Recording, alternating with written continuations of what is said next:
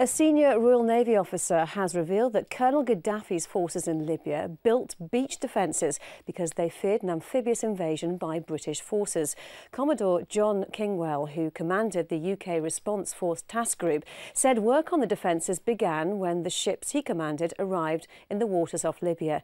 He's been telling an audience at the International Institute for Strategic Studies about the maritime dimension of the Libya conflict.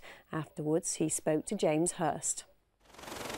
Although it's been seen as a primarily air campaign, there was a significant maritime contribution from the UK in the mission to protect Libyan civilians.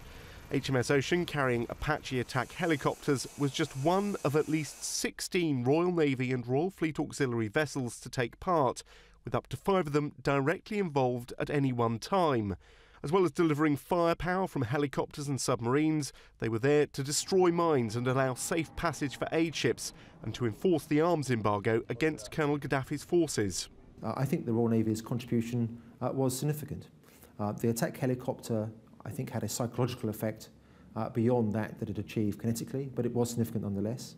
We contributed to the awareness of the events ashore using our helicopters.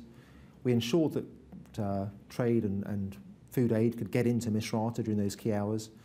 And we also had a psychological effect with having our warships off the Libyan coast to reassure the civilian population. So I think it was quite a significant contribution.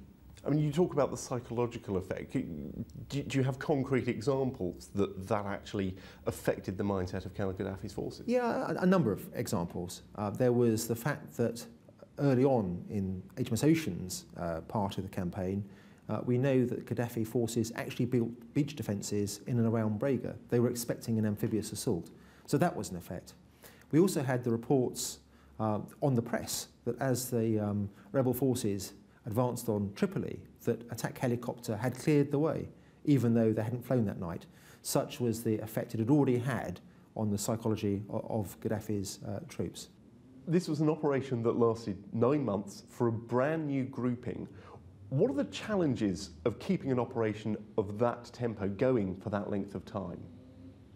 Well, the first challenge is to sustain it. And there are very few navies that have the ability to keep their ships at sea for prolonged periods. And I would say that marks out the Royal Navy, amongst others, as being one of the few navies that can achieve that sort of presence. And we did. As far as personnel go, I would highlight actually how well motivated the people that I had the privilege, I mean soldiers, sailors and Royal Marines that I commanded, how well they took to the task. When you consider that 40 Commando, HMS Albion and ComU KTG staff sailed 3 weeks earlier than planned, literally the week of their Easter leave was due to start, and they did so gladly because they were offering choice, that's quite remarkable.